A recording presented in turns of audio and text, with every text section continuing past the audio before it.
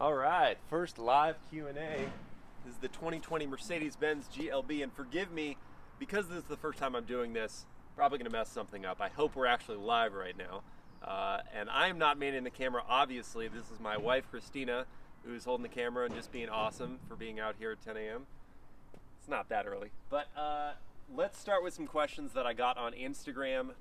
And I put the question out there, hey, what do you want to know about the GLB? I put it on Instagram and Facebook, and of course on YouTube's community. So if you go on those platforms, if you follow me on those platforms, it's just at MilesPerHr, just like the channel name for Instagram and Facebook. And you can ask questions before these videos go live so that I'll get to your questions first.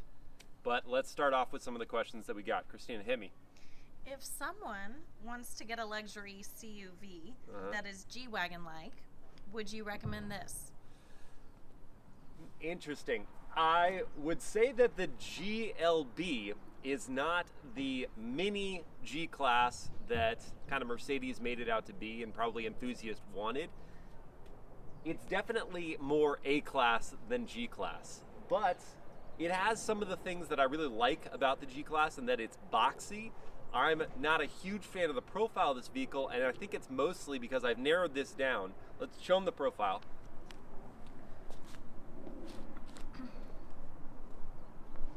And I think I've narrowed it down to this. The body is tall enough for the vehicle to look like it should be lifted. So because it's squat on its wheels, I think it doesn't have that SUV rugged boxy look to it that I was kind of expecting and probably enthusiasts wanted out of a baby G-Class. But it does have, it has the boxy shape, and it has certainly the content inside the vehicle of a G-Class. So it is sort of a small G-Class and certainly more affordable at $37,500 to start. This one though is $49,000. And some of that stuff I would say is worth it, like the MBUX infotainment with the two 10.25-inch screens that I'll show you in a minute. Those pair together, that's totally worth it.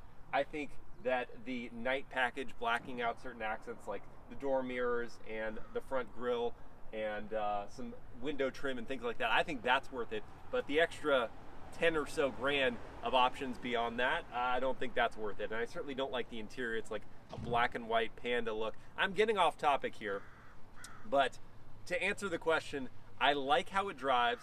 I like the content inside the vehicle, and I like the front and rear look, just not the profile. Would I say it's a good one if you like the G-Class but you can't afford a G-Class? Yeah, I think it's a good vehicle, and I would recommend it for this person that you're thinking of. Do you like the MBUX system? All right, so MBUX system. Let's go inside and I'll show that to you. I'll fire up the car. So the MBUX system is Mercedes-Benz's software. So we've got these pair of screens together. Mercedes calls this a surfboard, which, sure, it's just basically a uniform, continuous screen platform or housing for these two 10.25-inch screens. The MBUX system is a huge, huge upgrade over Mercedes-Benz's Command infotainment that they had in previous generation Mercedes. Command was so confusing and just really difficult to use. This MBUX system is not only really advanced, but it's very easy to use. So you've got a couple ways you can control the system. So you can control them via these little like touch screen elements, kind of like your smartphone. You can swipe to get over to certain menus. So the left one controls the left screen, the right one controls the right screen. I think that's pretty intuitive and I like that. So if I just press on here and then I can swipe up media information, how much fuel I have left in the car, all that good stuff. I can swipe over then, and I'm now in this center thing. Nope, I'm not going to reset that. No. Speed, fuel consumption, more good stuff. So you can change that. And then on the right-hand side, I'm swiping through, and I'm getting to all the other stuff that's part of the natural infotainment. So one of the coolest things I think about the car is that the navigation has this augmented reality element to it. So you can't really see it right now, but if we were to approach a street and it would give me on the right hand side, it would use the front facing camera here in the car to give you a visual picture of the street, and then it will pull up like a oversized name of the street, and we'll see if we can't do that when I get out and drive it a little bit and show you how that looks. But it's pretty neat, and I've seen it, I think, on a different Mercedes-Benz vehicle, but it's still such cool technology, and I'm glad Mercedes-Benz is doing it. So to answer, long story short, yes, I really do like the MBUX system. I think it's one of the best out there right now. BMW's iDrive is really getting better. It was already good, and it's just getting better and better, but this MBUX UX might be my favorite. All right. What is the top speed? Top speed is 155, and I think it would probably take you a little while to get there because it's a 2-liter turbo, so it'll take a little while. Coolest thing about the GLB? Coolest thing about the GLB, I think it's actually the practicality. So Show that to you. Because it's a box, and so many vehicles right now, especially SUVs and sedans, are trying to be coupe-like, you sacrifice things like practicality. But in a box like this, you don't. So there are a few different ways you can slice this. Mercedes-Benz actually offers this with a 3rd row of seating. I think that would be a huge mistake because, come back here, you can see it's a good sized cargo area. There's 20 cubic feet of space, which I realize that it's just a number. It doesn't mean anything to the average person, but you can fit a lot of stuff back here. You can see that. Also, the floor can lower. So it's at this height so that if you fold those seats down, you have a flat floor for sliding long things in. But when you lower it, and almost there. Problem is this carpet. I don't want this carpet. Get out of here. Now you've got this deep recessed portion for you to put in tall items. And I like that this lip here is pretty low down, so you're not having to hike things up really high to get them in. So I love this. I think the practicality is excellent because it's a box. It's got all of the usable space that you would ever possibly want. But the 3rd row seating option, what that's going to do is, one, it removes the ability to lower the floor. So you'd have to go at the height that this currently is. Or actually, I think it just removes this whole section here. So it's going to be the lowered floor position, but there's no like additional storage under it. And so then you have this 3rd row of seating. The legroom is not going to be much. Those seats that there are going to have to be slid forward, which I'll show you. When we slide these forward. 6 feet tall for reference. This is my driving position, and I've got knee room right now. And these seats can recline, so pull this nylon strap here. And I can lay the seat back. This is pretty nice, comfortable. But if we had the 3rd row of seating and I actually had someone back there, I'd have to slide these seats forward, and there goes my legroom. Now my knees are in the back of the seat. So if you want your rear passengers, if they have legs, I hope they have legs, then they're not going to be able to put them down. So its practicality is the long answer there. That's the coolest thing about this vehicle. What do we got next? What's the engine sound like? Engine sound. Well, let's start it up. I'll close the trunk. I should probably put the carpet back in. Pause.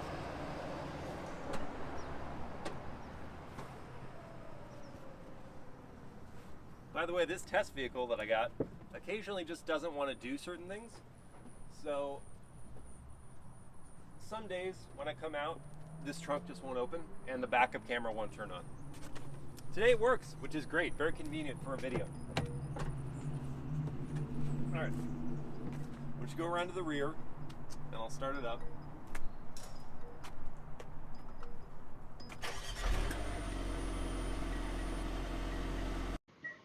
Then I'll rev it a little bit.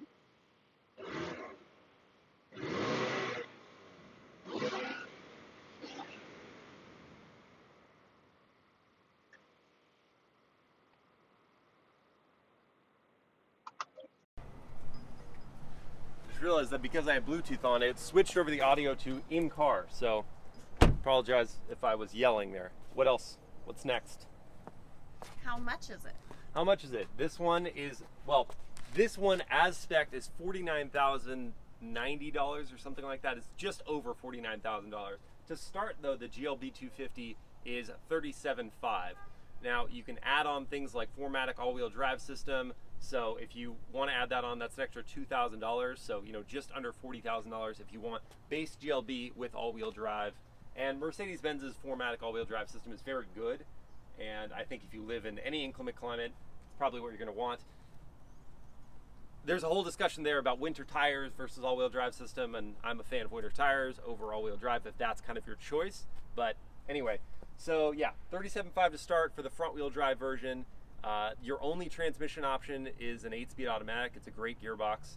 Only engine option right now is that 2-liter turbo, and it makes 221 horsepower, 258 pound-feet of torque, and it gets this to 60 in like 6.9 seconds. Fuel economy is 26 combined, which is, I'm pretty sure it was 24 highway, no, 23 city, 30 highway, something like that, but 26 combined, which is okay. It's not great. Any questions? Any other questions? All right, no other questions right now. I'm gonna start just talking about things then that I want to talk about this vehicle. So I've already discussed the profile, and that's kind of like my only standing issue with this vehicle. I think segment competitive wise, the BMW X1, the Volvo XC40, both of those great vehicles, not boxes, not pure boxes like this is, and so their practicality is a little less. Fuel economy, I think, on the X1 is slightly better. I think it's 27 combined or something like that. And you can still get the X1 with all-wheel drive. You can get the XC40 with all-wheel drive.